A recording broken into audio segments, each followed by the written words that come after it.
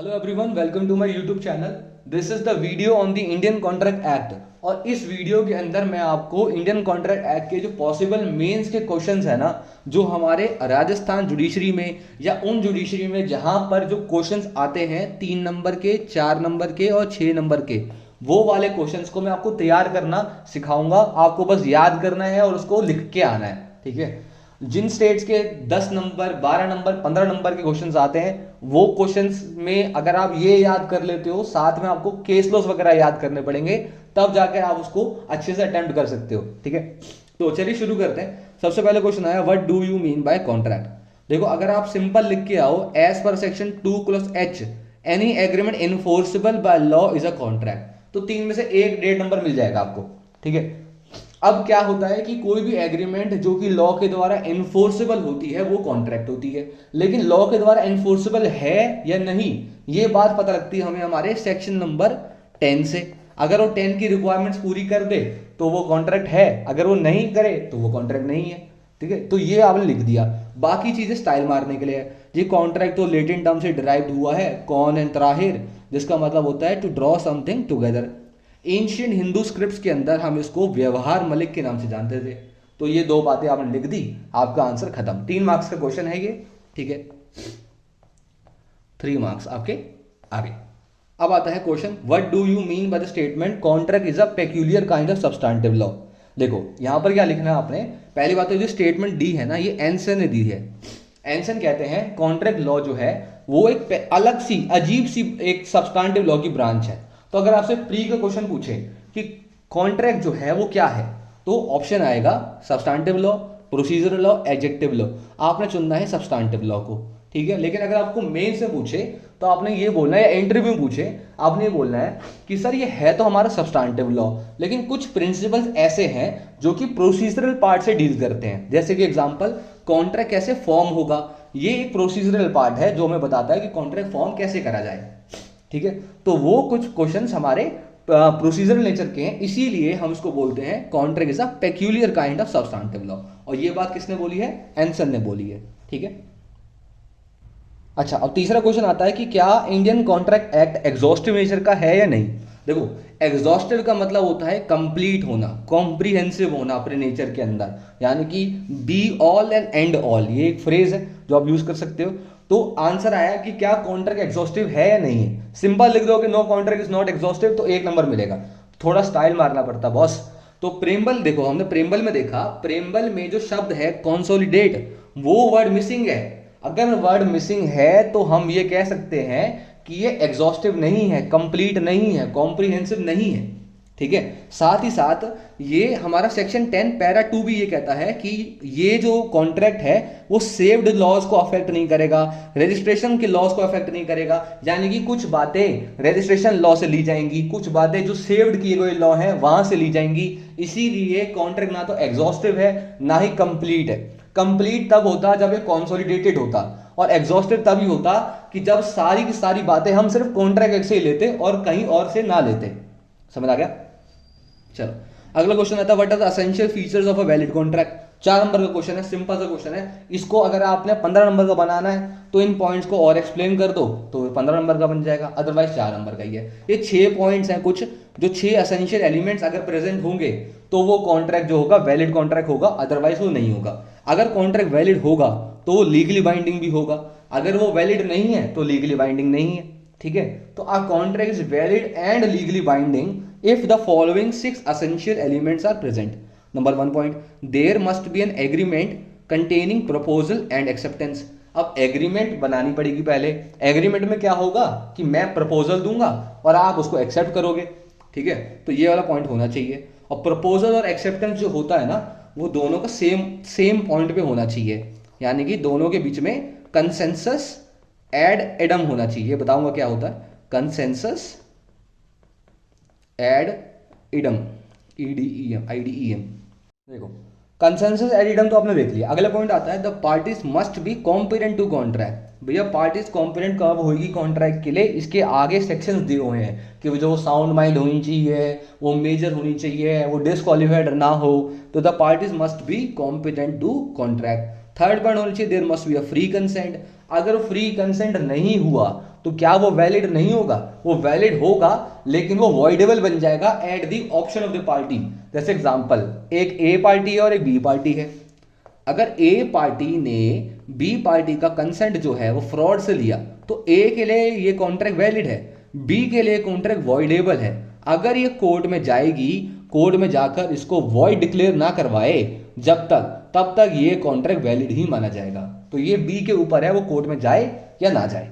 ठीक है, चलो अगला पॉइंट आता है हमारे पास, there shall be a lawful object and lawful consideration. तो जो ऑब्जेक्ट जो आप जिसका कॉन्ट्रैक्ट कर रहे हो और उसके बदले जो आप कंसिडरेशन दे रहे हो या ले रहे हो, वो दोनों की दोनों लॉफुल होनी चाहिए। तो पांचवा point, there must be intention to create legal relations. हम चाहते हैं कि लीगली बाइंड होना। अब जैसे एग्जांपल, ए ने बोला बी को कि चलो ठीक है मैं तुमको मूवी दिखाने ले जाऊंगा ऐसी नॉर्मली। अब ए की इंटेंशन नहीं है कि वो लीगली बाइंड होए अपने आप को, तो वो कॉन्ट्रैक्ट नहीं माना जाएगा। लेकिन अगर ए और बी ने सेल एंड परचेज की प्रॉपर्टी की बात करी है और वो लीगली बाइंड होना चाहते हैं, उनकी इंटेंशन है अपने आप को जूरल रिलेशन में लाने की, तभी कॉन्ट्रैक्ट बनेगा, अदरवाइज कॉन्ट्रैक्ट नहीं बनेगा। ठीक है, there must be an intention to create legal relations. अगर लीगल रिलेशन की क्रिएट करने की इंटेंशन है तभी वो लीगली बाइंडिंग होंगे, अदरवाइज वो लीगली बाइंडिंग नहीं होंगे। चलो सिक्स पॉइंट क्या आता है कि such a contract must not expressly declare to be void. इसका क्या मतलब होगा कि अगर इंडियन कॉन्ट्रैक्ट एक्ट की प्रोविजंस एक्सप्रेसली कहती हैं कि भैया ऐसे कॉन्ट्रैक्ट तो वॉइड है, तो फिर वो वॉइड ही माने जाते हैं। जैसे example, agreement to restraint the trade of a person, to restrain the trade, ऐसा कोई कॉन्ट्रैक्ट जिससे ट्रेड पे रुकावट आए, ठीक है, तो वो वॉइड होगा। ठीक है, तो अगर आप ऐसा कोई कॉन्ट्रैक्ट बनाते हो तो वो वॉइड होगा। चलो, ये क्वासी कॉन्ट्रैक्ट का टॉपिक मैं आपको लास्ट में कराऊंगा, ये अभी आपके बस की नहीं है, क्योंकि थोड़ा सा अभी आप लेवल अप चलेंगे तो बाद में कर लेंगे। अभी चलो अब बढ़ते हैं, एग्रीमेंट और कॉन्ट्रैक्ट में क्या फर्क होता है। सिंपल क्वेश्चन आया, एग्रीमेंट और कॉन्ट्रैक्ट में क्या फर्क है। सबसे पहले बता दो, एग्रीमेंट 2E में डिफाइंड है, कॉन्ट्रैक्ट 2H में डिफाइंड है। ठीक है, आगे चलते हैं। एग्रीमेंट दो तरीके की होती है, एक इन्फोर्सेबल और एक नॉट इन्फोर्सेबल। कॉन्ट्रैक्ट हमेशा लीगली इन्फोर्सेबल होते हैं, अगर वो लीगली इन्फोर्सेबल नहीं हुए तो वो वॉइड कॉन्ट्रैक्ट माने जाएंगे। क्लियर है। एग्रीमेंट जो है लीगल रिलेशनशिप नहीं क्रिएट करती पार्टीज के बीच में, लेकिन कॉन्ट्रैक्ट लीगल रिलेशनशिप क्रिएट करता है। और जिस कॉन्ट्रैक्ट में पार्टीज की इंटेंशन है ही नहीं लीगल रिलेशन बनाने की, वो कॉन्ट्रैक्ट ही नहीं माना जाएगा। ठीक है, अगर एग्रीमेंट फुलफिल्ड नहीं हुई तो एग्रीड पार्टी एंटाइटल्ड नहीं है कंपनसेशन लेने के लिए। लेकिन अगर कॉन्ट्रैक्ट की जो कंडीशंस हैं, जो परफॉर्मेंस है वो पूरी नहीं हुई, तो पार्टी एंटाइटल्ड होती है कंपनसेशन लेने के लिए। एग्रीमेंट जो है वो कॉन्ट्रैक्ट में बदल भी सकती है, नहीं बदल सकती, लेकिन हर कॉन्ट्रैक्ट के अंदर एक एग्रीमेंट का होना बड़ा जरूरी है। ओके, एग्रीमेंट जो है उसके अंदर कंसीडरेशन हो या ना हो कोई फर्क नहीं पड़ेगा, लेकिन कॉन्ट्रैक्ट के अंदर there should be some consideration to form a contract. Okay, चलिए अगला टॉपिक आता है, what do mean the term proposal. Proposal को हम इंग्लिश लॉ में ऑफर भी कहते हैं। क्या कहते हैं? ऑफर। देखो, एज पर section 2A of Indian contract act, ये आपने लिख दिया, 3 नंबर का क्वेश्चन है आपका ये। प्रपोजल बताओ बेटा क्या होता है। सिंपल डेफिनेशन लिख कर आनी है। अगर एक पर्सन सिग्निफाई करता है अपनी विलिंगनेस, मान लो ए नाम का बंदा है, वो चाहता है ऐसा कुछ होना, वो ये जो चाहता है वो क्या होगी, इसकी विलिंगनेस हो गई। तो वो विलिंगनेस किसको सिग्निफाई करेगा? बी नाम के बंदे को। तो इस विलिंगनेस को कहते हैं हम ऑफर। ए नाम का बंदा सिग्निफाई कर रहा है अपनी विलिंगनेस बी नाम के बंदे को कि तुम ये काम करो या तुम ये काम ना करो। ठीक है, with a view to obtain the assent of that other person. तो ए नाम का बंदा जो विलिंगनेस दिखा रहा है कि तुम ये करो या तुम ये ना करो, बी को कह रहा है, और इसकी क्या इंटेंशन है कि बी उसके ऊपर हामी भरे कि ठीक है मैं ये करूंगा, मैं नहीं करूंगा बस। तो मैंने बोला कि मैं चाहता हूं कि तुम मेरे से बाइक खरीदो, ठीक है, तो तुम बोलो कि हाँ मैं बाइक खरीदूंगा। मैं चाहता हूं कि तुम मेरे से बाइक ना खरीदो, तो तुम बोलोगे हाँ मैं नहीं चाहता तुमसे बाइक खरीदना। तो बस मैं अपनी विलिंगनेस दिखा रहा हूं कि तुम ये काम करो या तुम ये काम ना करो। मेरा व्यू क्या है कि मैं तुमसे उस पॉइंट पे असेंट लेना चाहता हूं, हामी लेना चाहता हूं, हाँ भरना चाहता हूं, बस तुम जैसा मैं कह रहा हूं वैसा करते जाओ। Assent of that other to such act और एब्स्टिनेंस। अगर ऐसा कोई बंदा अपनी सिग्निफिकेंस दिखाता है, उस सिग्निफिकेंस को कहते हैं हम प्रपोजल। उसने प्रपोजल रखा, अगर आपने एक्सेप्ट कर लिया तो एक्सेप्ट माना जाएगा, नहीं करा एक्सेप्ट तो नहीं माना जाएगा। बस अगर आपने एक्सेप्ट कर लिया तो वो जैसा कह रहा है आपको वैसा ही करना पड़ेगा। ठीक है, चलिए अब आता है ऑफर और इनविटेशन टू ऑफर में क्या फर्क होता है, यानी कि प्रपोजल और इनविटेशन टू प्रपोजल में क्या फर्क होगा। देखो, ऑब्जेक्ट ऑफ ऑफर है टू ऑब्टेन एक्सेप्टेंस, हम ऑफर इसलिए रख रहे हैं कि ताकि सामने वाला बंदा उस ऑफर को एक्सेप्ट करे। लेकिन इनविटेशन टू ऑफर में जो ऑब्जेक्ट होता है टू कॉल फॉर ऑफर, हमारा इनविटेशन टू ऑफर में हम इनविटेशन भेजते हैं कि आप हमें ऑफर भेजो। ए ने बी को इनविटेशन टू ऑफर भेजा ताकि बी जो है उसको ऑफर भेजे, फिर ये ए आगे एक्सेप्ट करे। तो एक स्टेप पीछे चले गए हम।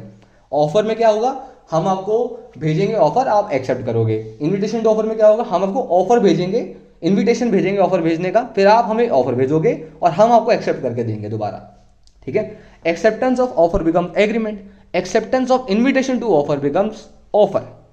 ठीक है, if in compliance with invitation to offer proposal is given assent, agreement is not created. यहां पर एग्रीमेंट क्रिएट नहीं होगी, यहां पर एग्रीमेंट क्रिएट हो जाएगी, क्योंकि यहां तो आपको हमने इनविटेशन भेजा, आपने इनविटेशन एक्सेप्ट करा, अब आपने ऑफर भेजा, उसके बाद जाकर हम एक्सेप्ट करेंगे, तब जाके एग्रीमेंट बनेगा। Okay, offer is essential element of the contract, लेकिन मैंडेटरी नहीं है हर कॉन्ट्रैक्ट के अंदर इनविटेशन टू ऑफर होना, ये तो जरूरी नहीं है कोई, ये तो आपने भेज दिया ना भी भेजो कोई चक्कर नहीं है। Invitation to offer is not an element to form a contract. ये 3 पॉइंट समझ आ गया आपको। अब एग्जांपल दे दे रहे हैं एक एक, जैसे agreement of sale and purchase of a plot of land, भैया मेरा घर खरीदोगे, मैंने हाँ खरीदूंगा, तो वो होगा हमारा ऑफर एंड एक्सेप्टेंस। इलिस्ट्रेशन क्या होगी यहाँ पर, कि जैसे एग्जांपल आप शॉपकीपर हो, ठीक है, आपने क्या कर रखा है, ऐसे प्राइस लगा रखे हैं अलग अलग चीज़ों के, तो एक बंदा आया, उसने उठाया, देखा कि 200 रुपये की यहाँ पर टाटा टी मिल रही है, तो उसने गया, शॉपकीपर पे गया, कैशियर पे गया और उसने 200 रुपये ऑफर करे कि मैं इसको 200 में खरीदना चाहता हूँ। अब शॉपकीपर जो है इसकी मर्जी है कि उसको एक्सेप्ट करे या ना करे, क्योंकि उसने जो प्राइस टैग लगाया था वो इनविटेशन टू ऑफर है, ना कि ऑफर। समझ आ गया। तो ये क्वेश्चंस थे हमारे। अच्छा, नेक्स्ट क्वेश्चन आता है, write a short note on promise, promisor, promisee, ये सारे क्वेश्चन आ जाते हैं आपके ऊपर। तो सिंपल है, तो जो बंदा प्रपोजल सिग्निफाई करता है, when the person to whom the proposal is made signifies assent, the proposal is said to be accepted. ठीक है, क्या होगा कि अगर मैंने ए ने बी को प्रपोजल दिया और बी ने उस प्रपोजल को एक्सेप्ट कर लिया, तो वह acceptance of that proposal becomes a promise. ठीक है, अगर ए ने प्रपोजल दिया और बी ने उस प्रपोजल को एक्सेप्ट कर लिया, तो acceptance of proposal becomes a promise. फिर 2C कहता है कि जो बंदा प्रपोजल दे रहा था वो हो गया प्रॉमिसर, और जो बंदा प्रपोजल को एक्सेप्ट कर रहा था वो हो गया प्रॉमिसी। ठीक है, ज़्यादातर ए और बी की बात करें तो बी हमेशा ई वाला होता है, ये मॉर्गेजर तो ये मॉर्गेजी, ये बेलर तो ये बेली। ठीक है, तो ये प्रॉमिसर तो ये प्रॉमिसी। ओके, तो बी वाला बंदा हमेशा ई वाला ही होगा और ये OR वाला होगा ज़्यादातर, देखना। ठीक है, the person making the proposal is called the promisor and the person accepting the proposal is called the promisee. ये याद करना है, 2C के अंदर है और ये 2B के अंदर है। ये लिख कर आ जाओ, बस 4 नंबर मिल गया आपको, 4 मार्क्स। ओके, अब क्वेश्चन आया डिफाइन एग्रीमेंट, 3 मार्क्स का क्वेश्चन है। सिंपल लिखना भैया, 2 क्लॉज E में defined agreement, every promise and every set of promises, every set of promises forming the consideration for each other is an agreement. या तो promise, ए ने proposal दिया, B ने एक्सेप्ट कर लिया, ठीक है, तो ये बन गया प्रॉमिस, एक प्रॉमिस बन गया, प्रॉमिस क्या हो गया, एग्रीमेंट हो गई। अब अगर ए ने प्रपोजल दिया, बी ने एक्सेप्ट करा, फिर बी ने प्रपोजल दिया, ए ने एक्सेप्ट करा, तो एक ए का प्रॉमिस, एक बी का प्रॉमिस, ये प्रॉमिस आपस में एक दूसरे के कंसिडरेशन बन गए। तो प्रॉमिस जब आपस में कंसिडरेशन बन गए तो वो भी एग्रीमेंट माना जाता है। समझ आ गया, क्लियर है। प्रपोजल दिया, एक्सेप्टेंस हुआ, बन गया एक प्रॉमिस बन गया, ये होगी एग्रीमेंट। अच्छा, दूसरा एक प्रॉमिस फिर एक प्रॉमिस, दोनों के एक दूसरे के प्रॉमिस, जिसे हम कहते हैं रेसिप्रोकल प्रॉमिस। ठीक है, रेसिप्रोकल प्रॉमिसेस भी एग्रीमेंट होते हैं। ओके, चलिए आगे देखते हैं। What do you mean by acceptance? भैया सिंपल है, when a person to whom proposal is made he signifies his assent, the proposal is said to be accepted. जिसको हमने प्रपोजल दिया था उसने अपना असेंट जो है, उसको असेंट ही देना है ना, उसको और तो कुछ नहीं करना। अगर उसने कंडीशन लगा दी तो वो बन जाता है क्रॉस ऑफर। अगर उसने कंडीशन नहीं लगाई, चुपचाप असेंट दे दिया सिंपल, तो वो हो गया एक्सेप्टेंस ऑफ सच प्रपोजल। ठीक है, अब क्वेश्चन आया what do you mean bye reciprocal promises, promise forming the part of consideration with each other becomes reciprocal promises. Promises which forms the consideration or part of the consideration for each other are called reciprocal promises. कहाँ defined है? 2F में defined है, ठीक है। तो ये थे हमारे आज के लेक्चर के नोट्स। आशा करता हूँ आपको समझ आ गया होगा। कोई भी आपको डाउट है तो बेझिझक आप कमेंट सेक्शन में पूछ लेना। Till then have a nice day, thank you.